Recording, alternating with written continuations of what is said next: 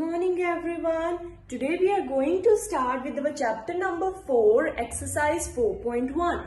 The name of the chapter is Basic Geometrical Shapes. So let's read the first question. Identify which figures are open and which are closed. So in our question we need to identify the figures which the figure is open and which figure is closed one. So first of all, let's discuss what are open and closed figures. So open figures are those figures in which the starting point is not same as the ending point. It means the starting point and ending points are both different. Let's take an example. Say suppose I am going to draw a figure. This is my starting point. I am drawing a figure like this and I finished the figure at this point. As you can see, this is the starting point and this is the ending point. It means both of the points are not same, they are different. So this figure will be considered an open figure. Let's take another example. Now say suppose I am drawing a shape over here. I started drawing from this point and I ended drawing at this point. As you can see, the starting point and ending point are not same, they are completely different. So this figure is also called an open figure. Now what is a closed figure then? Closed figure is a figure in which the starting point is same as the ending point.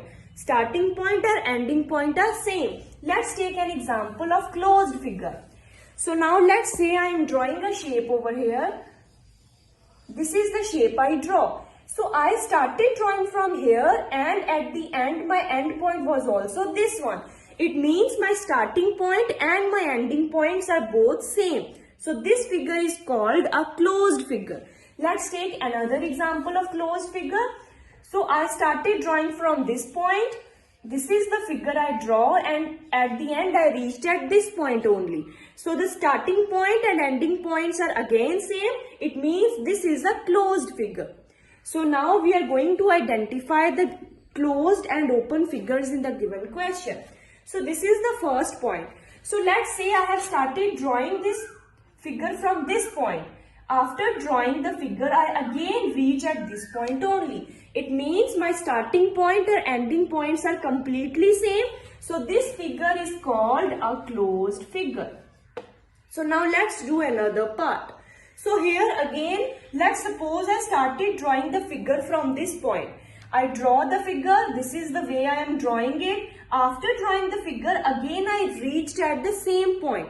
It means my starting point and my ending points were the same. It means this figure is also called closed figure. So now let's take another example. C part. Here I started drawing the figure from this point. After drawing the figure in this way, I reached my end point over here. So as you can clearly see, the starting point and ending points are not same, they are completely different. So this figure is called an open figure. So this was our question number 1. So now first of all we need to take any 3 different non-parallel lines. Now let's say first of all I take a very simple plain line. This is my first line and the second line I take second line as this line. Why I have taken it in this way? Because the line should not be parallel. As you can see, the distance between these two lines is not same. It means they are not parallel. They are non-parallel.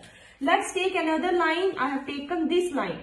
This is the third line which I have taken. Right? So now as you can see, this line is also not parallel. Here the distance is this much and the distance is reducing.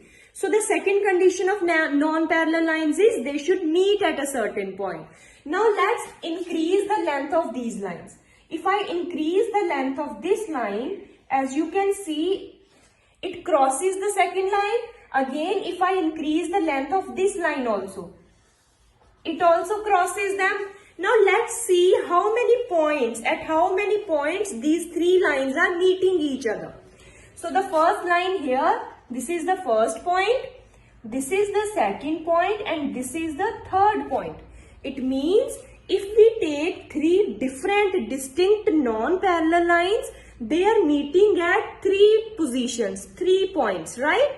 So if I say can there be any other point at which they are meeting, as you can see this this line is bound to move over here and this line will always bound to move over here. It means these lines will never meet at any point in this direction.